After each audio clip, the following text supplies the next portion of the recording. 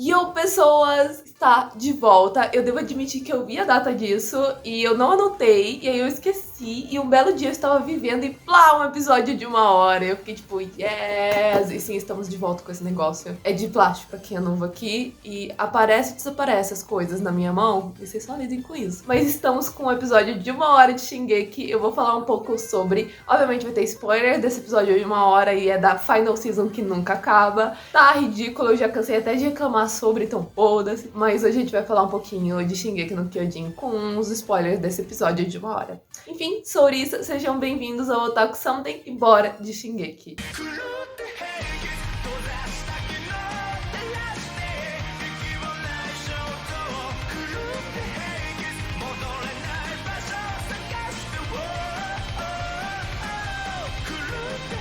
Gente, o que foi aquilo? Eu adorei que foi um episódio de 1 hora, passou super rápido, queria mais. Eu não gosto da ideia de que eles soltaram um episódio de 1 hora, vamos supor que dava pra assistir 3 episódios, porque os episódios costumam ter 20 e poucos minutos, então vamos arredondar pra 20. A gente poderia ter visto 3 episódios. Então, basicamente, eles soltaram 3 episódios, e aí eles vão soltar o resto no final de ano. E eu achei uma merda, porque, tipo assim, por que vocês não guardam o suficiente para fazer, tipo, 12 a 20 episódios? E aí vocês soltam tudo junto. Olha que legal essa ideia, genial. Eles ficam soltando picado pra meio que a gente não esquecer que Shingeki existe, mas isso não vai acontecer, porque Shingeki tá em alta faz muito tempo. Não é o que tá super em alta agora, né, mas ele segue super famoso. Então, quando ele sair, a gente vai estar lá, sabe? Eu sinto que eles têm que parar de picar isso em 35 mil partes, porque tá ridículo e tá patético, mas eu cansei de reclamar sobre isso. E aí a gente teve essa palhinha de 1 hora que foi muito boa. A gente teve Armin e Anne, isso foi muito inesperado, mas tipo assim, pensa, você está congelada. Vamos tornar a situação romântica. Você está lá, congelada, à beira da loucura, e você sabe que você não pode descongelar, porque senão vão te matar.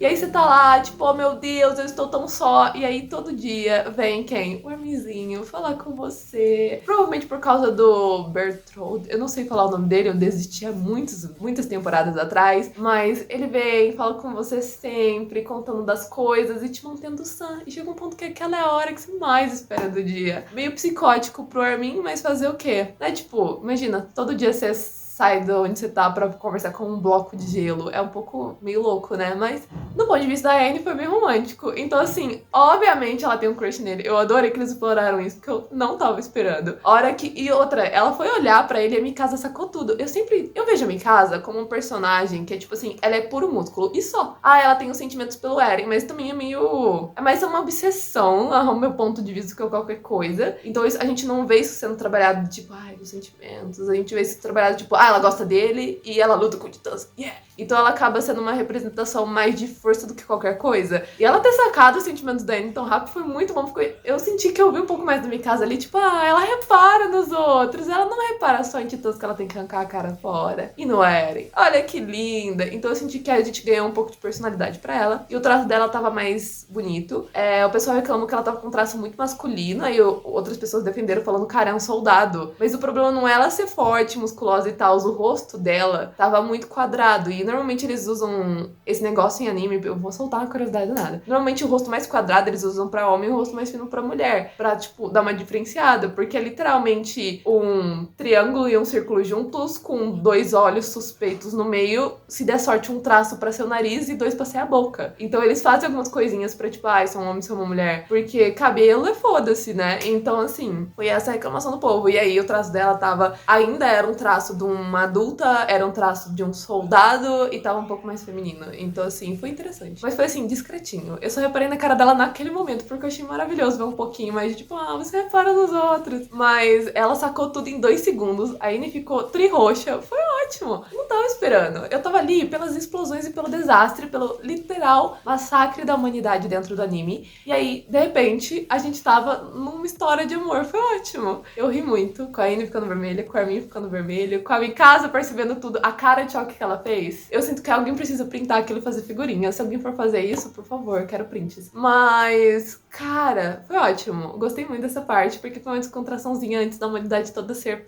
Na verdade, parte da humanidade já tinha sido pisoteada e a outra parte não. E aí a gente chega a um momento que tá todo mundo no avião, pós, assim, o pessoal se separou em dois, parte do pessoal foi pro navio, parte do pessoal foi pra essa aeronave. Deu ruim na aeronave, quase que eles não conseguiam entrar nela. Foi interessante. O Flock saiu do nada, eu realmente queria saber como, aonde exatamente ele tava agarrado, mas ok, ele chegou ali semi-vivo, eu acho que foi justo. Mas, ok. Chegamos à parte que eles estão na aeronave conversando. Cara, o Eren tem uma escuta. Toda vez que um Eldiano fala, o Eren tá do lado. Basicamente é isso. Porque tava todo mundo fazendo teorias e falando como se sente, como eles acham que o Eren se sente. Porque o Armin, ele decidiu, ele é uma das armas principais pra derrotar o Eren, mas ele decidiu que primeiro ele vai conversar. Então meio que não tem muito o que o pessoal fazer, eles têm que aceitar essa parte da conversa. Então tava todo mundo falando um pouquinho sobre como eles acham que ele se sente, como eles se sentem sobre isso. Tava um papo assim, a gente tá à toa e logo a gente vai ou matar alguém que a gente conhece ou morrer, então estamos conversando sobre sentimentos, achei justo. E aí de repente eles estão no mundo lá do Eren louco, com a Ymir, e o Eren vai lá e fala assim, cara, a gente tá conversando agora porque ou vocês vêm pra me matar ou vocês vêm pra me matar, porque eu já acabei de conversar. Gente, socorro. E aí o pessoal vira, essas são as horas que eu estresso com as pessoas. O pessoal me vira, depois dessa conversa, assim, que não foi muito profunda, foi literalmente isso, e vira assim, cara, isso só prova a minha teoria, ele realmente quer ser brecado. E eu fiquei tipo,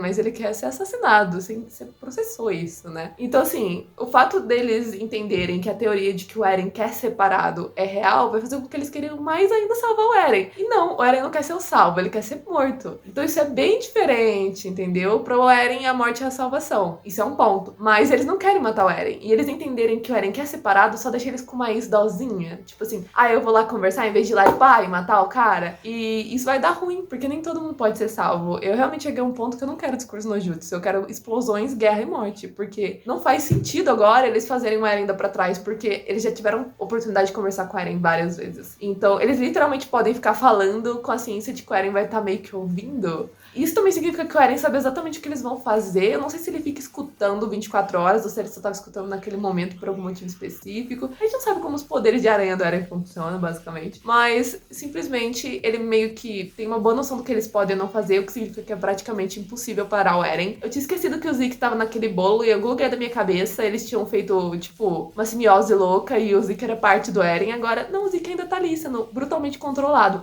Mas ele tá ali. E eles vão tentar tirar o Zeke de conexão com o Eren pra parar o Titã. Mas eu acho que isso não funciona. A teoria disso não funcionar é a Ymir tá do lado do Eren. Então a chance de tirar o Zeke e o Titã seguir mexendo é grande, porque tecnicamente o Zeke que devia controlar a Ymir e logo o Eren. E não, o Eren falou um pouquinho com a Ymir e a Ymir ficou, de fato, vamos matar todo mundo.